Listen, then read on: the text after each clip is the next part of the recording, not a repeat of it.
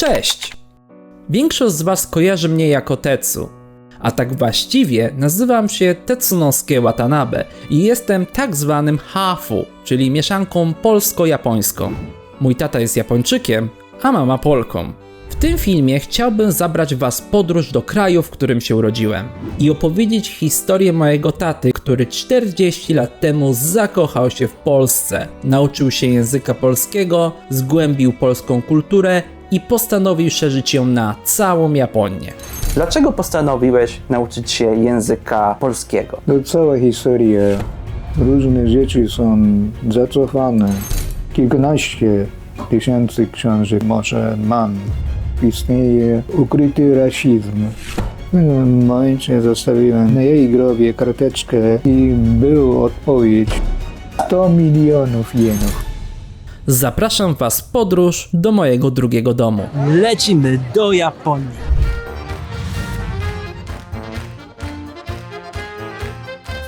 Po 12-godzinnej podróży docieramy do Tokio, ale tutaj nasza podróż się nie kończy. Kolejne 3 godziny spędzamy w pociągu, a naszym celem jest Sanjo, niewielkie miasto w prefekturze Niigata. Resztę trasy przemierzamy samochodem, docierając do Morimachi, małej wioski, w której czas zdaje się zatrzymywać. Wszędzie góry. Góry, góry i małe domki, w których życie jest wolne i zupełnie inne niż centrum Japonii w Tokio. To jest bardzo takie typowy obraz Japonii. Ludzie myślą, że Japonia to technologia, ale Japonia też ma drugie oblicze.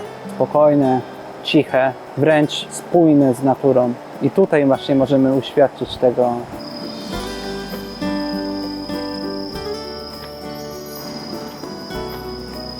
Tutaj spływa woda górska z góry.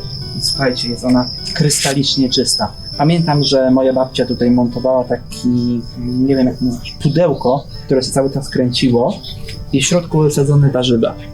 Zazwyczaj to były ogórki, pomidory. Pamiętam, że wieczorem babcia wyjmowała i mieliśmy takie zimne, umyte warzywa. Morimachi jest dla mnie miejscem wyjątkowym, bo właśnie tutaj i w okolicznym Sanjo spędziłem pierwsze lata życia.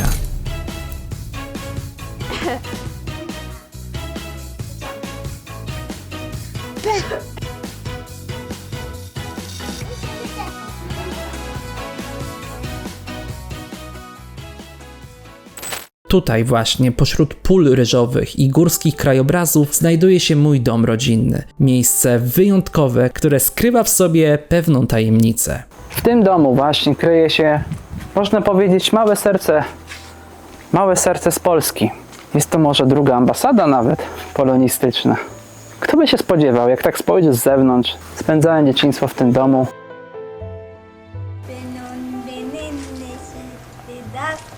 Wyglądało trochę lepiej niż teraz, trochę lepszy stan był.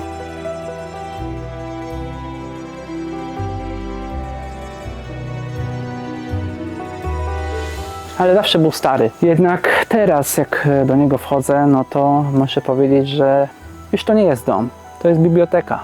Ale biblioteka nietypowa. Biblioteka, która powstawała tak naprawdę z miłości do języka polskiego. Dlatego to jest jedna z piękniejszych, moim zdaniem, bibliotek, jakie w życiu widziałem. Zapytacie, ale jak to biblioteka? Już nawet przy wejściu pojawiają się książki, a to jest dopiero namiastka tego, co zobaczycie w środku.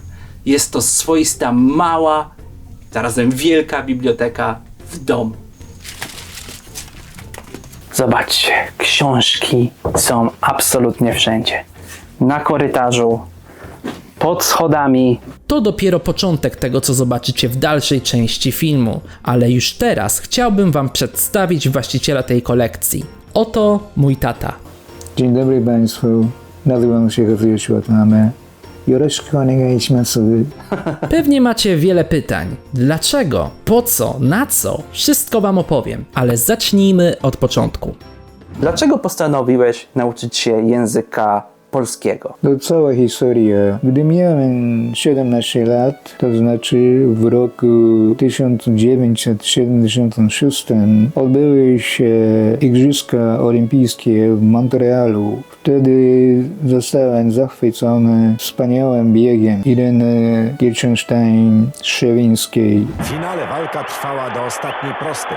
Wtedy Irena rozpoczęła niezapomnianą pogoń po zwycięstwo, po medal, po rekord świata. To był 7. medal Igrzysk Olimpijskich Ireny, 3. złoty, który przeniósł Polkę do Galerii Sław Olimpijskich. To było chyba pierwsze spotkanie, pierwsze doświadczenie związane z Polską. I później zacząłem przeczytać różne książki o historii Polski, o kinematografii polskiej, o literaturze polskiej i byłem zachwycony kulturą Polski. Aby poznać lepiej Polskę, znajomość języka polskiego jest nieodzowna, dlatego zacząłem uczyć się polskiego. Tu jest stary podręcznik do języka polskiego napisany po japońsku. Wtedy, kiedy uczyłem się polskiego, to była jedyna książka do nauki polskiego. Pierwszy podręcznik do nauki języka polskiego. Wydano w roku 1973.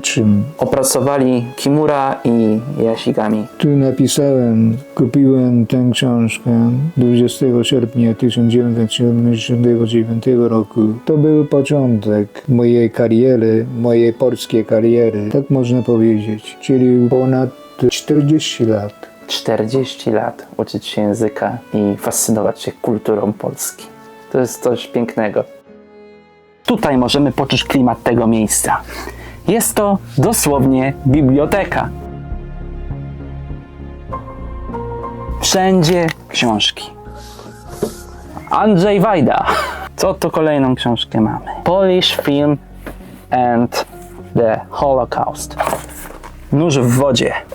Kultura języka polskiego. Niesamowite. Jan Miodek o języku. Słuchajcie, książki Jana Miodka w Japonii. Część z nich to totalne białe kruki. Pewnie już niedostępne książki warte ogromne pieniądze.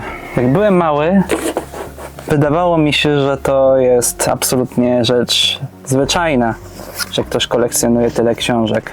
Teraz wiem, że to jest unikatowe i niespotykane.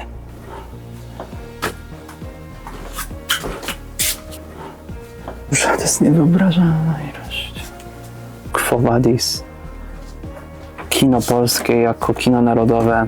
Języki to wielka pasja mojego taty. W Japonii studiował filologię rosyjską i historię Europy, a w Polsce historię na Uniwersytecie Warszawskim. Był też profesorem na Uniwersytecie w Yamaguchi oraz na Uniwersytecie w Nagaoka. W swoim życiu uczył się ponad 16 języków, z czego około 8 opanował do poziomu biegłości. Jednak zawsze to język polski był jego największą pasją. Co było najtrudniejsze w nauce języka polskiego według Ciebie? Liczywniki przede wszystkim. Liczywniki. Koniugacja. Na przykład przed 44 laty, to trudno, 44 lata temu, koniugacja jest bardzo denerwująca. Wydaje mi się, że Polakom też jest trudna. Mi się zdarzy na przykład z dwójką. Często źle odmienię i mówię dwoje w jakiejś bardzo dziwnej sytuacji. Tu jest szokujący opis. Bez znajomości gramatyki nie można stworzyć takiego prostego zdania: jestem Japończykiem, czy jestem Japonką. Dlaczego to jest skomplikowane? Po jestem występuje Japończykiem, nie tak jestem Japończyk. Mówi się potocznie jestem Japończyk, ale gramatycznie tu występuje narzędnik, czyli bez znajomości gramatyki nie można mówić poprawnie po polsku. Dalsza część biblioteki. Co tu mamy? Majdanek 1941-1944. Zobaczcie to. Lalka Bolesława Prusa po japońsku. Ningyo, lalka. Otwieramy. Niesamowite. Teraz tak trochę sentymentalnie. Pamiętam, że ten pokój był pokojem przeznaczonym dla Buddy. I tutaj obok mamy Butsudan. To tutaj, to jest mały japoński akcent. Butsudan. Kiedyś, dawno temu ten pokój był całkowicie pusty i w tym miejscu tylko od czasu do czasu przychodził mój dziadek buddysta, żeby uderzyć gong i złożyć ofiary dla zmarłych. To jest odpowiednik chrześcijańskiego różańca. To się nazywa chyba mala. Tutaj zawsze pamiętam, że dziadek składał dary zmarłym przodkom. Tu były kadzidła lub kwiaty. To było, pamiętam to miejsce jako jedne z najbardziej świętych. Powiem wam, za czasów świętności w tym miejscu to aura takiej świętości, że aż naprawdę coś nieprawdopodobnego. Przez to, że to wydawało mi się takie tajemnicze, że przez większość czasu widziałem tylko zamkniętą szafę. Dziadek zawsze był miły i serdeczny i taki bardzo ciepły, ale kiedy naprawdę wbiłem do tego pokoju i prawie otworzyłem to, był bardzo zły. To była jedyna sytuacja, kiedy zapamiętałem dziadka, że przestraszyłem go w tym momencie. Dla niego to było bardzo ważne. Nadal to czuję. Możemy otworzyć, ale się nie obrazi.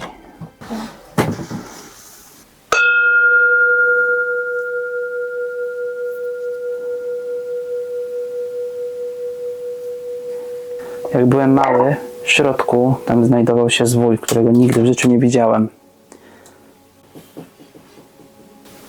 Coraz bardziej ozdobny i piękny.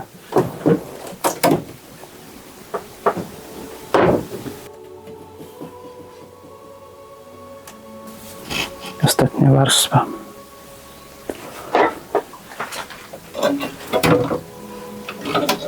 I nie ma zwoju. Co się nim stało? Powinien być zwój.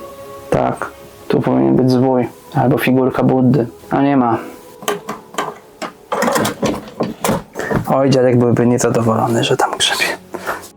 Jaka była twoja reakcja, jak pierwszy raz przyjechałeś do Polski? Ja przyjechałem do Polski po raz pierwszy w roku 1982, w czasie jeszcze stanu wojennego. Byłem zaskoczony, że na ogół różne rzeczy są zacofane, porównując z Japonią. Tak mi się wydawało. Konkretnie mówiąc, na przykład kasowniki w autobusach czy w tramwajach były jeszcze ręczne. Ja pamiętam, jak przyjechałem do Polski, to byłem zaskoczony, że asfalt, który jest wylany w Warszawie, jest taki dziurawy. Takie miałem wrażenie. Było w Tokio czy w większych miastach w Japonii asfalt jest bardzo równy. A jeszcze na pewno były jakieś elementy, które cię zaskoczyły. Może jakiś krajobraz. Nazwa polska pochodzi podobno ze słowa pole. Rzeczywiście na przykład między Warszawą a Krakowem, jak jedziemy pociągiem, można obserwować szerokie pole. Tak jak na wyspie Hokkaido w Japonii. To piękne krajobrazy. Ja po tylu latach już mieszkania w Polsce,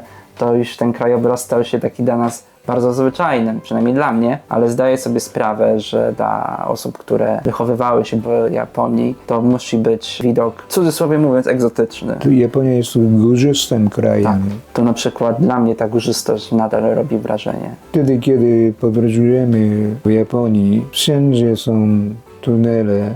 Natomiast między Warszawą a Krakowem jest króciutki jeden tunelek i koniec. Tak, to prawda. To jest ogromna różnica. Muszę wam wytłumaczyć, że w Japonii tunele są tak głębokie i tak długie, że ma się wrażenie, że przynajmniej z 15-20 minut jedzie się prosto przez tunel. Jakby się wchodziło w jakieś przyspieszenie w Star Warsach, nie? Że po prostu migają te światła cały czas tak do przodu. Chodź, pokażę wam kolejne pomieszczenie.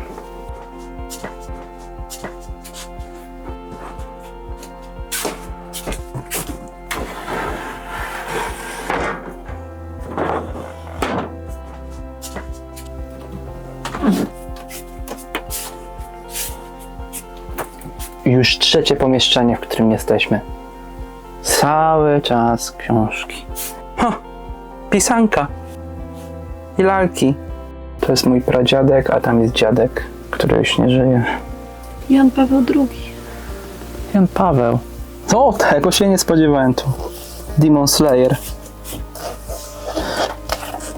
I wersja po polsku. Mój tata w swoim życiu napisał i przetłumaczył ponad 40 książek. Książki, które decydował się tłumaczyć, nigdy nie były przypadkowe. Każdy wybór wynikał z pasji i pragnienia dzielenia się tym, co go poruszało. To jest tłumaczenie Świat Sumo, poświęcony na temat kultury, zasad sumo. Ja bardzo lubię oglądać sumo. Tego, co sprawdziłem, nie było w Polsce książek o sumo, dlatego chciałem przedstawić taką kulturę w Polsce.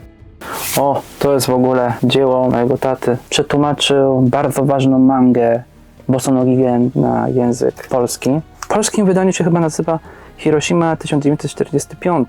Pokażę wam ile to jest tomów. 10 tomów książek, dokładnie mang, i to jest bardzo ciekawe. Mangi przetłumaczyłeś? Tak. Na temat Hiroshimy. Jest to szalenie interesująca lektura i bardzo wam polecam. Chcę powiedzieć jedną rzecz. To jest manga, czyli komiksy. Niemniej jednak traktuje bardzo poważny temat. Dlatego nie można lekceważyć. A, to jest manga. Trzeba sprawdzić, jaka to jest treść, o czym to jest. Dlatego postanowiłem tłumaczyć na język polski. Długo czekałem, ktoś przetłumaczy tę książkę, ale nie było. W końcu myślałem, że sam muszę robić. Idziemy dalej. To jest dawny salon. Zobacz, zamieniony teraz znowu w bibliotekę.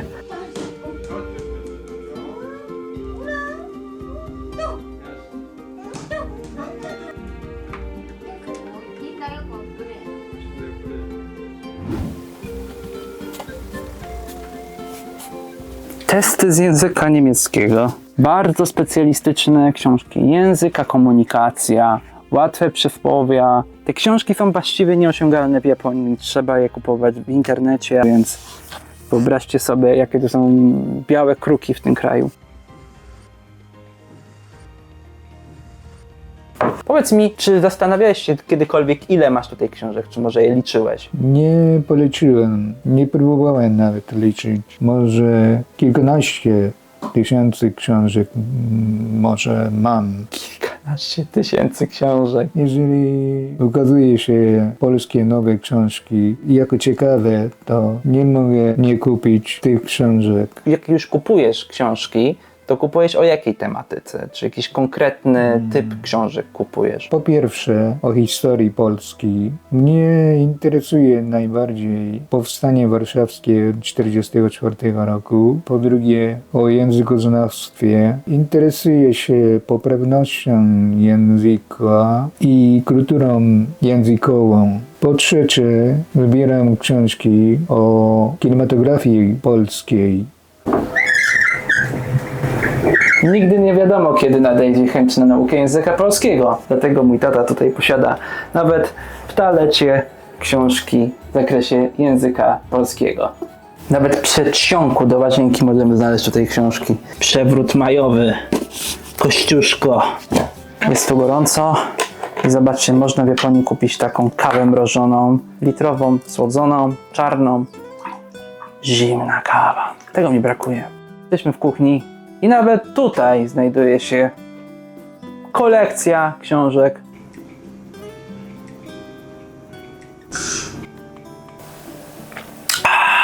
Ojsi. Kronika naszych czasów. Wiesław Kot. 42. rocznica Powstania Warszawskiego. Muszę zapytać taty, skąd to ma. A byłbyś mniej więcej w stanie powiedzieć, ile kosztowała twoja kolekcja cała? Tak mniej więcej, piraj drzwi, tak... Pojęcia nie mam, ale może to właśnie liczebniki. Liczebniki są trudne. Inaczej się liczy po japońsku i po polsku. I Chiokusacy 100 milionów jenów. 100 milionów jenów. To podejrzewam, że za to można kupić po prostu pałac. Prawdziwa pasja do Polski. Wiedza kosztuje, tak? Po prostu. Mój tata fascynuje się również polskimi filmami. W swoich zbiorach posiada liczną kolekcję płyt DVD. Taka ilość filmów, i to różnych, na przykład zobaczcie, od takich średniaków jak Och Karol II, tego się tutaj nie spodziewałem, aż po takie naprawdę arcydzieła polskiej kinematografii, jak na przykład Nikifor. To jest niesamowite. O, Księżniczka Mononoke Hime. A co tutaj mamy coś wyjątkowego? Japońska wersja Back to the Future. A tutaj gratka dla polonistów. Kieślowski. 3 kolory. Jeden z ważniejszych dla mnie polskich filmów. 10-11 wersji językowych Krainy Lodu. Twój tata bardzo chyba lubi Krainę Lodu. A to pamiętam, kupiliśmy w Grecji. Tak. Niesamowite, nie? To jest nieprawdopodobne, surrealistyczne. O, Aniel z Zielonego Wzgórza. Tak, stara wersja, pamiętam. Tata jest fanem. Jaki jest twój ulubiony film polski? Uważam, że najciekawszymi filmami to filmy nakręcone przez Andrzeja Wajdę, Krzysztofa Kieślowskiego, Krzysztofa Zanussiego i poza tym lubię bardzo niektóre filmy nakręcone przez Jerzego Stefana Stawińskiego. Ja pamiętam, że Kieślowskiego poznałem w szkole średniej dopiero i naprawdę robi też na mnie ogromne wrażenie. I jak dobrze pamiętam, ty miałeś okazję spotkać Andrzeja Wajdę osobiście. Prawda. I jak zrobił na ciebie wrażenie? Byłem tak przyjęty, że od czasu do czasu jąkałem się. To są przetłumaczone książki przez mojego tatę na temat Andrzeja Wajdy. Tu jest jego biografia, a tutaj jest lista autobiografia, a tutaj mamy zbiór wywiadów przetłumaczony na język japoński. I ile czasu zajmuje przetłumaczenie takiej książki? Ja tłumaczę bardzo wolno, ponieważ sprawdzam w różnych słownikach, powiedzmy przynajmniej pół roku, tak można powiedzieć. Pół roku nad jedną książką. Oczywiście zależy od książki i zależy od momentu, kiedy mam dużo pracy jeszcze.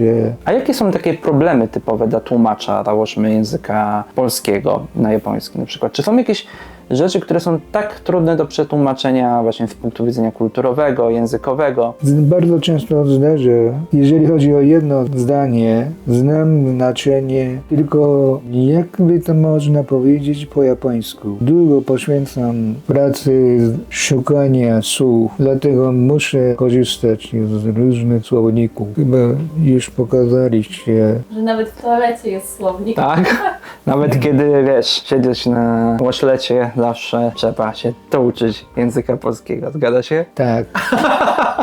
Mam bardzo specyficzne słowniki o wyrazach samochodowych albo o terminach gastronomicznych i tak dalej, tak dalej. Czasem nieoczekiwanie pojawia się takie specyficzne terminy w tekście, dlatego zbieram przeróżne słowniki i wydaję równocześnie sporo pieniędzy. Tutaj są kolejne książki językowe. Deutschugo, język niemiecki. A tutaj Francugo, francuski. To jest podręcznik mojego taty na temat języka polskiego. Jak już wiecie, kiedy mój tata zaczynał uczyć się języka polskiego, istniał tylko jeden podręcznik. Pragnął on ułatwić drogę tym, którzy zechcą podążać tą samą ścieżką.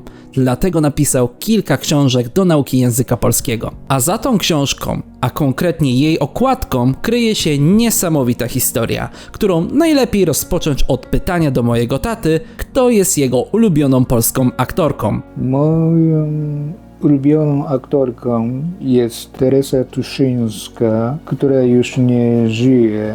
Teresa Tuszyńska. To jest śmieszna historia. W pewnym momencie zostawiłem na jej grobie karteczkę, na której napisałem mój adres i była odpowiedź od rodziny Teresy Tuszyńskiej. Zostałem zaproszony przez nich, pokażę zdjęcie. To te zdjęcie. To jest starszy brat Teresy Tuszyńskiej. Dlatego wtedy, kiedy napisałem taką książkę w tamtym roku pod tytułem Język polski dla zaawansowanych, na okładce właśnie korzystałem mojego ulubionego filmu, na który występuje Teresa Tuszyńska. To jest firma Do widzenia, do jutra. Czyli ta była główna decyzja, żeby dać ją na okładkę. Tak. Książki się nie kończą jeszcze tutaj w samym domu. Wystarczy, że przejdziemy kawałeczek dalej i książki są nawet w garażu. I zobaczcie, kolejna porcja książek. Tutaj jest historia Japonii. Nihon no Rekshi. Maciej Piekarski, Samotna placówka.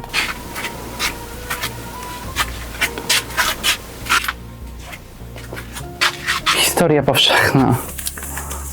Będąc w Japonii, chciałem przywołać tacie trochę wspomnień z czasów, gdy mieszkał w Polsce, gotując jego ulubione polskie danie. Dlatego udaliśmy się do sklepu w poszukiwaniu składników. W japońskich marketach można znaleźć część produktów potrzebnych do przygotowania polskich potraw. Nawet w niewielkim mieście mamy dobrze wyposażone sklepy. Być może już się domyślacie, co będziemy gotować. Gdy spytasz mojego tatę, jakie polskie danie lubi najbardziej, odpowie. Gołąbki przede wszystkim. I właśnie to danie będziemy przygotowywać. Kapusta.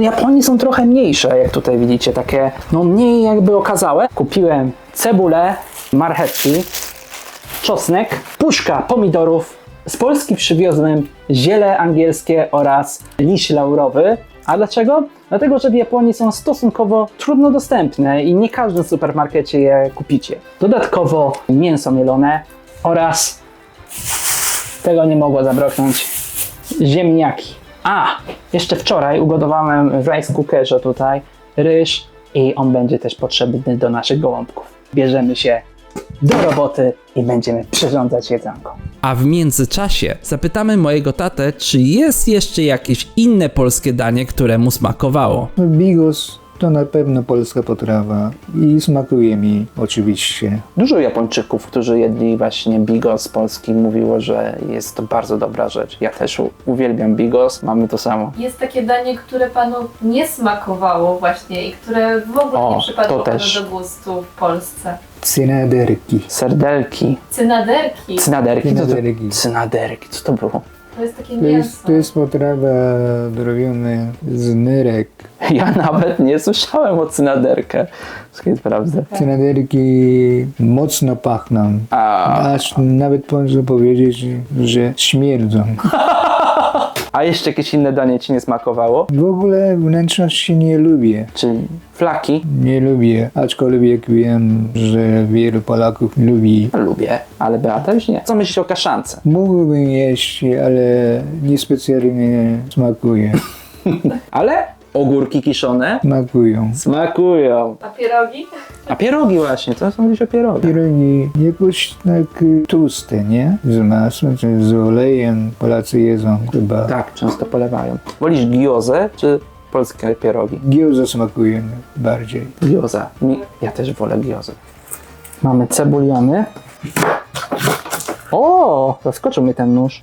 Wiadomo, nie robię tutaj takich gołąbków, wiecie, tak ultra poprawnie, staropolsko. Będę tutaj trochę improwizował z tego, co mam. Mamy cebulkę obraną i czosnek. Teraz do osłody damy coś nietypowego, mianowicie marchewkę. Mam nadzieję, że nada troszeczkę takiej słodyczy. Raz, dwa. Aha! Robię to jak prawdziwy Polak, czyli w moją stronę, a w tą stronę robią osoby, które dbają o swoje bezpieczeństwo. Okazało się, że nie ma tarki, no to musimy zrobić tradycyjnie za pomocą noża.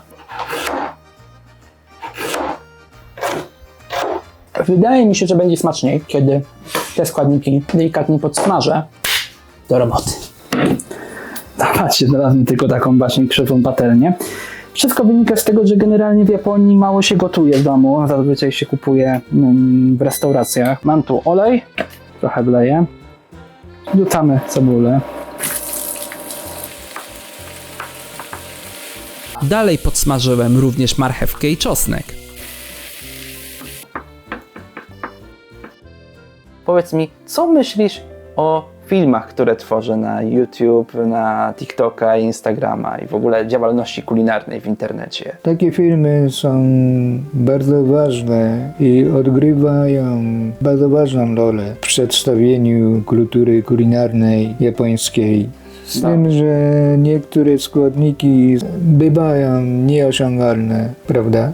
Są trudno na pewno dostępne w Polsce, ale powiem Ci, że na przestrzeni tych 10 lat można powiedzieć bardzo dużo się pojawiło takich produktów japońskich w supermarketach. Właściwie to bardzo dobrze. pamiętam czasy, kiedy sos sojowy był bardzo ciężko dostępny i ekskluzywny, a teraz właściwie w każdym sklepie jest do kupienia. I ostatnio też byłem zaskoczony, że odwiedziłem mały sklep, taki naprawdę w małym miejscu i widzę makaron ramen albo udon.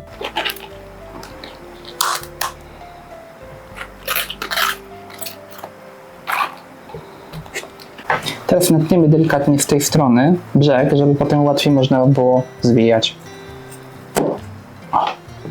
Trochę przy tym jest pracy, a ja lubię robić jednak dania dosyć szybkie, które sprawiają, że mogę szybko się, przepraszam, powiem brzydko, może trochę niepoprawnie, nażreć. Najeść. Dobra, najeść. Teraz trzeba chyba wsadzić się trochę do gorącej wody, żeby bardziej się tak spłaszczyły, były bardziej elastyczne. Wyjmujemy i na tacy. To, co każdy ma w polskim domu. Ziemniaczki. Obieramy. Polskie gołąbki to rzecz, którą mój tata wspomina bardzo dobrze. Ale czy były rzeczy, które wspomina negatywnie? Co Ci się nie podobało w Polsce? Czy coś w ogóle takiego było? Szczerze mówiąc, odczułem, że wśród Polaków istnieje ukryty rasizm. Tak uważasz? Tak, w pewnym momencie na przykład jedna sprzedawczyna krzyczyła na mnie, myśląc, że jestem Wietnamczykiem. Dlaczego? Tego to nie wiem. A to było ile lat temu? Wtedy, kiedy studiowałem w Polsce, więc 30 lat temu mniej więcej. Właśnie w tamtych latach w Polsce mieliśmy bardzo dużo emigrantów z właśnie Wietnamu, bo to były kraje komunistyczne, zarówno Wietnam i Polska, i dlatego bardzo dużo osób właśnie przyjeżdżało w celach emigracji zarobkowej właśnie z Wietnamu do Polski. Nikt chyba nie pomyślał w tamtych latach, że jakiś Japończyk mógł tutaj przyjechać z wysoko rozwiniętego kraju. I wtedy myślałem, że gdybym był Azjatą z biednego kraju, to Polacy traktowali mnie tak samo jak w stosunku do Wietnamczyków. Wiesz, tato, mi się wydaje, że w przeciągu tych 30 lat bardzo się zmieniło w Polsce i teraz mam wrażenie, że Polaków wręcz fascynuje kultura Japonii. Powiem szczerze, no ja wychowywałem się dużo później w Polsce, to nie odczułem nigdy jakichś większych ataków rasistowskich. To jest chyba pozytywna zmiana. W Japonii też jest dużo tak zwanych mieszańców. Hafu. Hafu. Wielu mieszańców narzeka na to, że jest dyskryminacja. Nawet w Japonii. Teraz mięso mielone wrzucamy do miseczki. O, teraz cebuleczkę, ryż.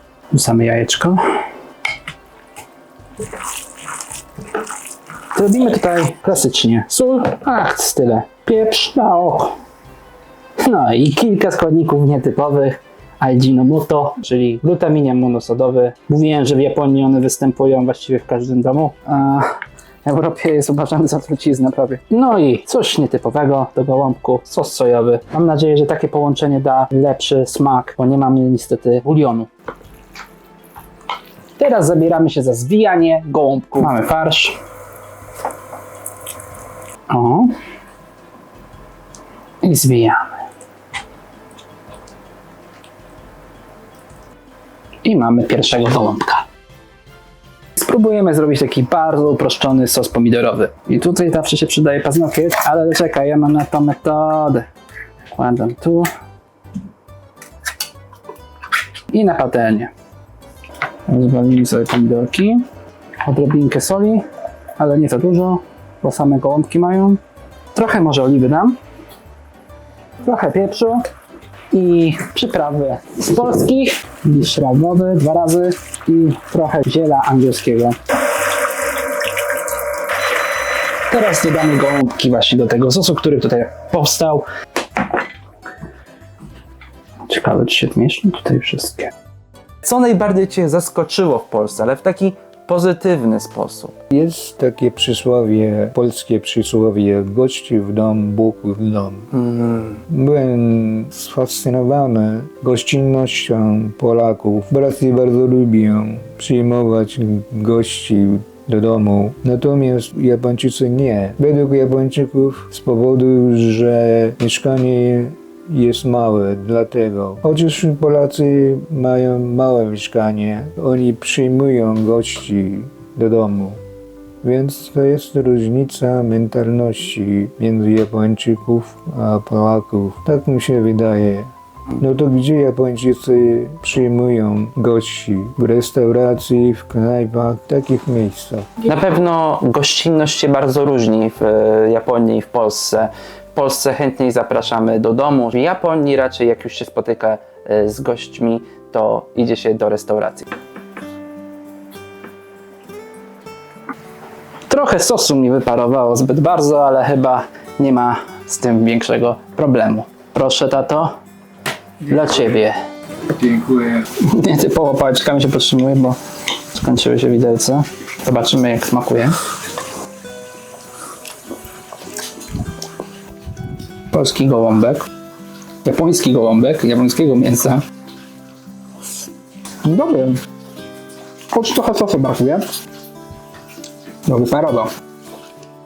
Smakuje? Nadzwyczaj, świetnie. Ty masz jakiś talent kulinarny. Dziękuję, to jest bardzo miło mi to słyszeć. Historia mojego taty to opowieść o niezwykłej determinacji, nieustannym dążeniu do realizacji marzeń i głębokiej pasji, która kształtowała całe jego życie. Dla niego nauka języków jest czymś więcej niż tylko opanowaniem słów i gramatyki. Jest mostem do innego świata, do zrozumienia ludzi, ich historii i tradycji. Moja przygoda z Polską była zupełnie inna, ale to już historia na oddzielną opowieść.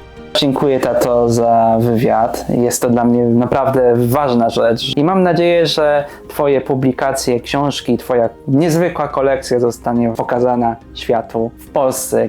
Nikt by nie przypuszczał, że w takiej małej miejscowości znajduje się coś tak wyjątkowego i unikatowego z takim fantastycznym polonistą. To dla mnie też fantastyczna okazja. Dziękuję bardzo. Domo arigatou gozaimashita. Domo arigato.